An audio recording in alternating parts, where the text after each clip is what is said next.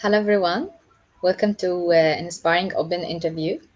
Here we are trying to shed light on some women who already have a great experience and great vision in open spaces. Today we are honorably have Tochi Precious, who will share with us her experience in open spaces. Thank you so much, Toshi, for accepting the invitation. Yeah, at the beginning, Toshi, we would like to introduce you to our audience. So, at the beginning, we would love to hear from you um, more about you, who you are, where are you from, and so on. My name is Tochi, and I'm from Nigeria.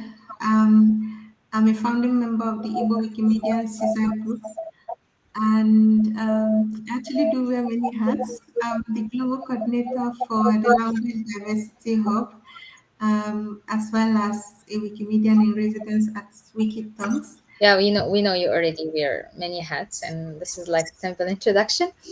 And then we want to know more about your journey in open spaces. How did you start your journey, and what brought you to the open movement?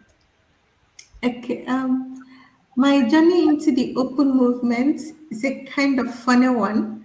Um, when what brought me into the movement, it was just coffee and translation. So those were the two things that brought me into the movement.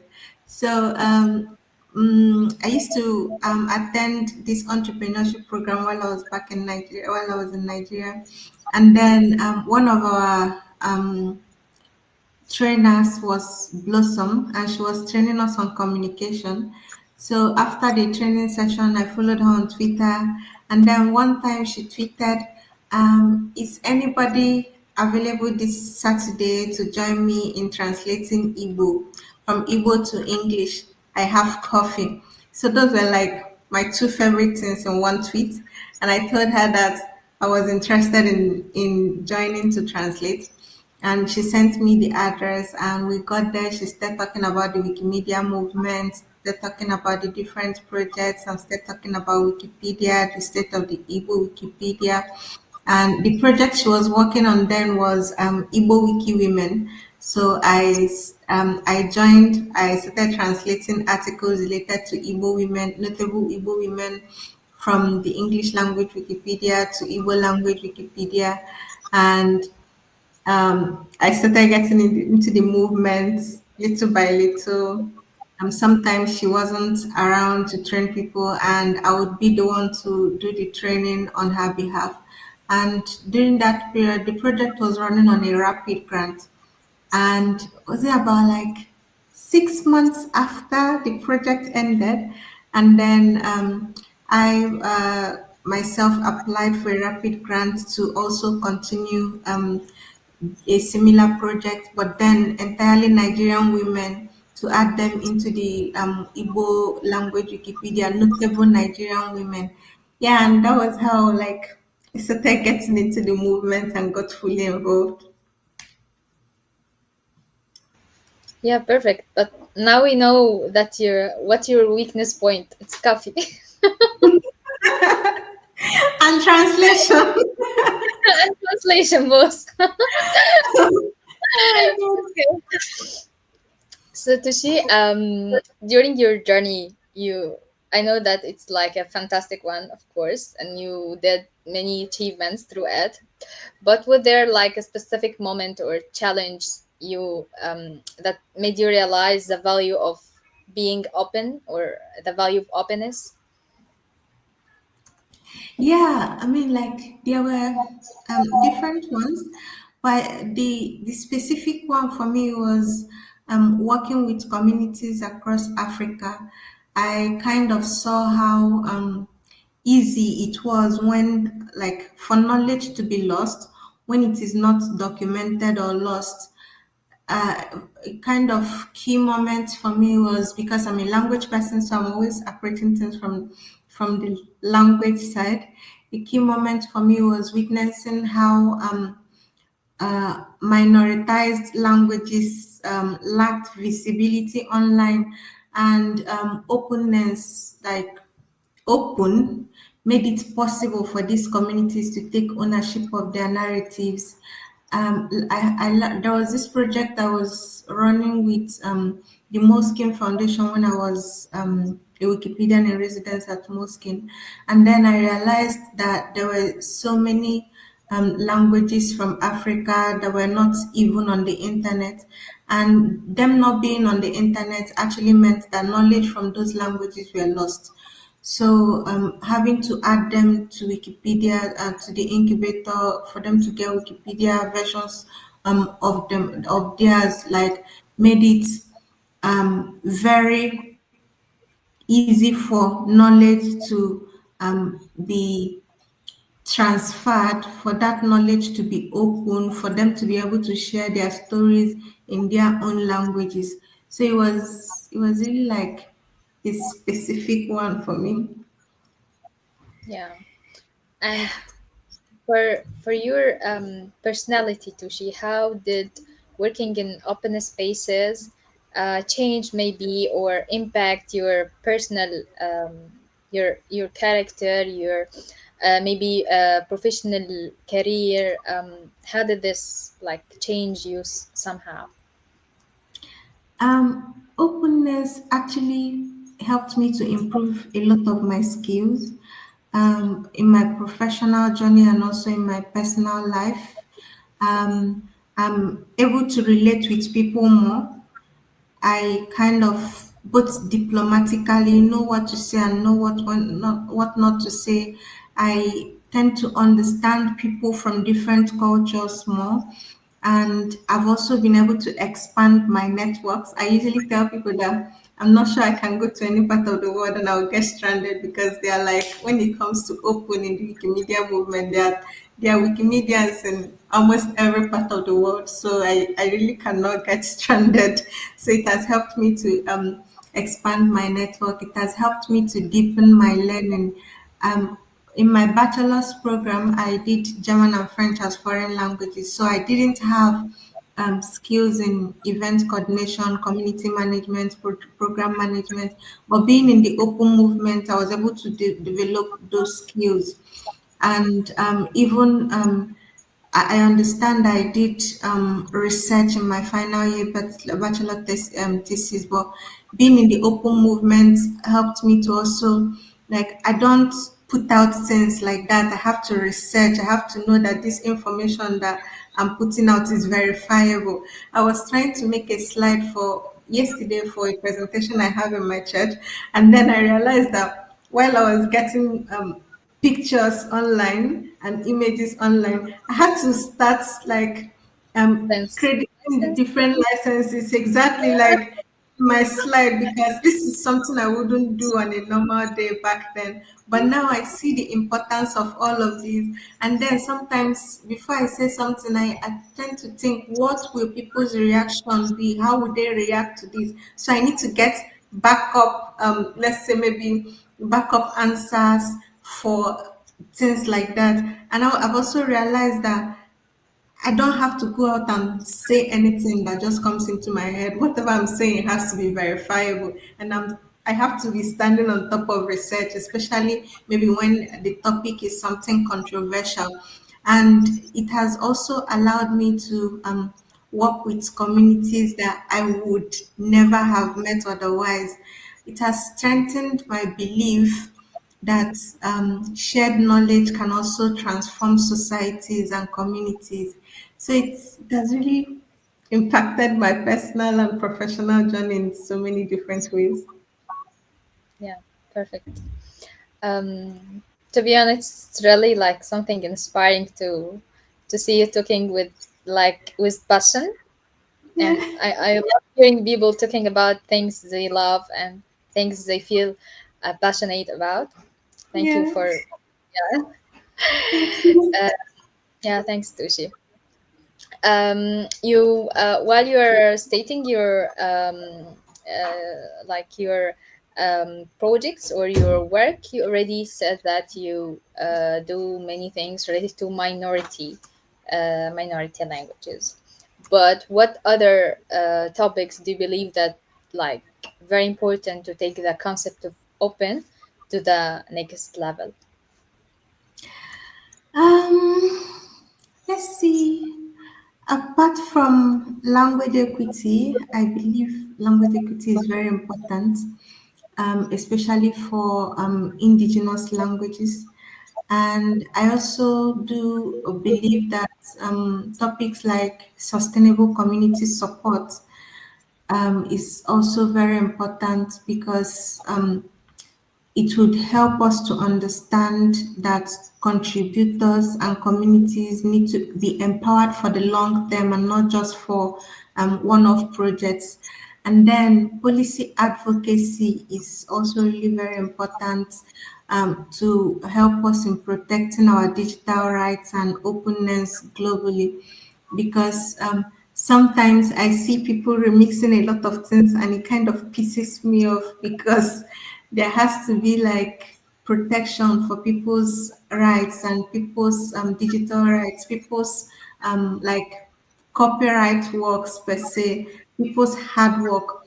And then in this era of AI, responsible AI is also something that we should put into consideration, especially ensuring that openness doesn't reinforce biases that already exist. So I feel like these topics for now, yeah, are really very important to consider. So Toshi, you already mentioned many initiatives and maybe efforts you did, and what what do you think it's like essential or important to ensure gender equality? You mentioned that you already started in a workshop related to gender equity, and then your first workshop that you was the main organizer or the main leader of it was also related to gender. What else? What more efforts? What more initiatives do we still need to ensure gender equity? Um, I would say visibility and representation really do matter. It's an effort. It's something we need to put a lot of effort in to ensure that women leaders are recognized. Sometimes we have like a lot of stories in the society that enforce like a kind of biases earlier in the year, I think around February, March, I did, I kind of had this workshop for Wiki Loves Folklore, and it had to it was about the roles that women played in history.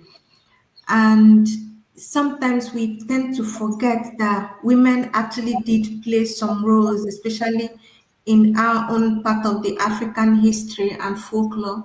But then there's this representation we have for them in this age and time that just brings them back to um, wicked mother-in-law or a wicked witch somewhere, and that is just the narrative that is carried on about women. But we tend to forget that during the Aba women's riots, that it was women, Aba women, who stood up to challenge the colonial masters that the taxes and the way they were taxing them wasn't making sense and it needed to stop.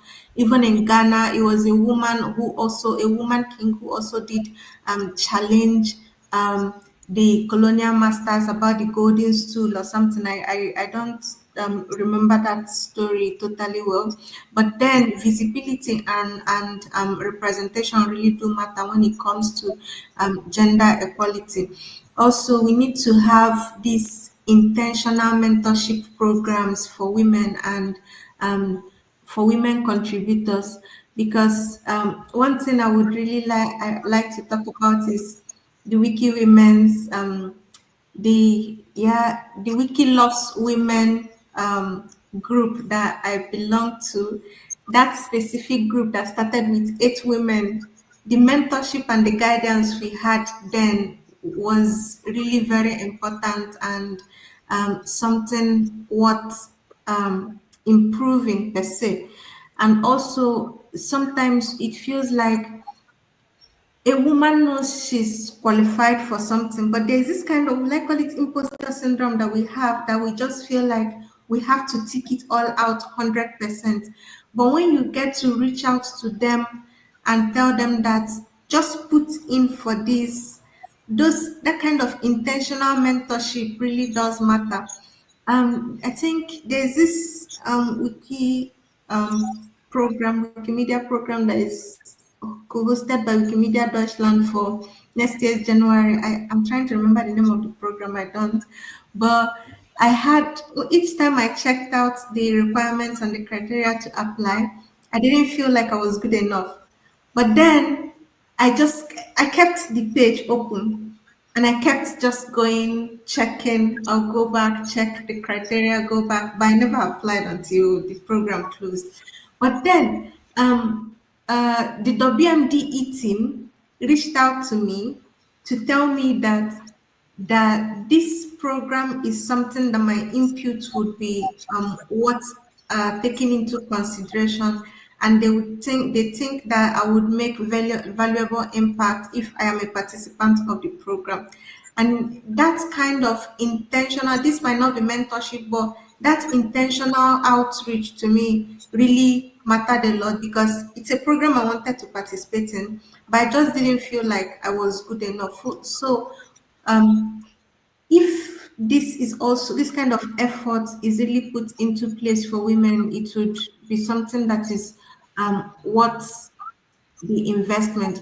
Then another thing is safer spaces, both online and offline, through maybe strong community policies, because sometimes we as women, we might not feel like we are safe enough to contribute to certain discourses, and that's because of maybe the environment we are coming from, because you know that if you talk or you talk against this, this is going to happen. So safer spaces online and offline would be something worth investing in as well. Then capacity building programs can really never be enough. It would help to acknowledge the unequal barriers that we usually do face.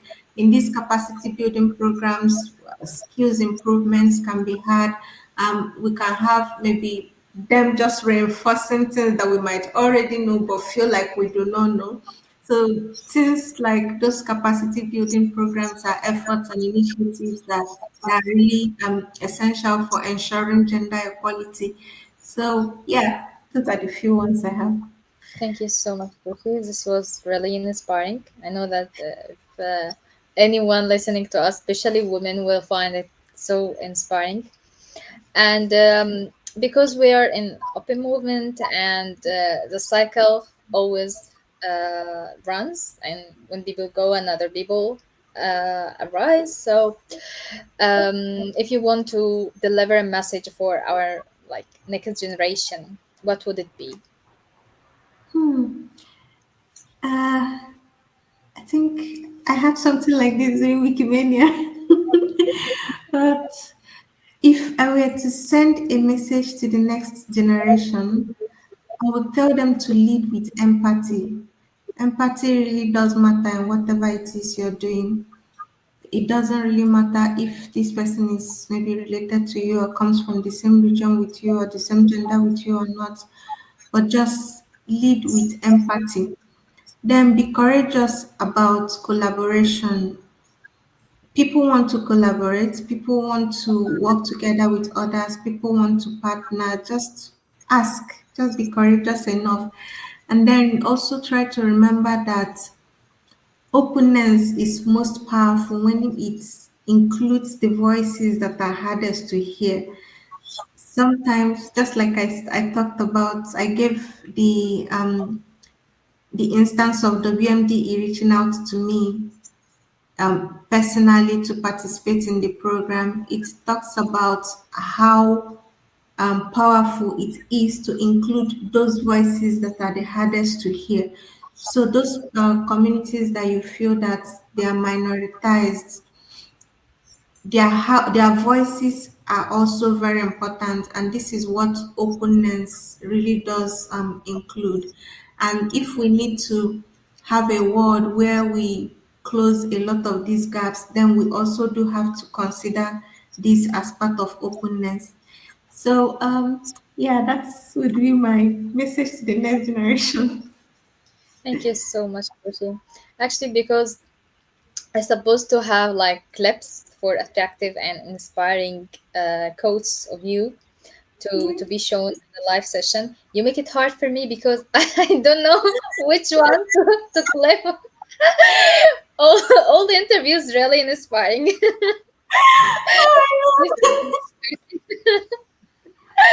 Thank you. It was like so lovely. I personally I enjoyed your words, and Thank you you. made many things that like um, put like or make me feel like deep impact in my heart. And thanks for Thank you. mentioning some of uh, our like females impact on history because it's really an important topic. Yeah. Sometimes we just see the male leaders, but we forgot the role of women in history. So thank you for Yeah. mentioning that.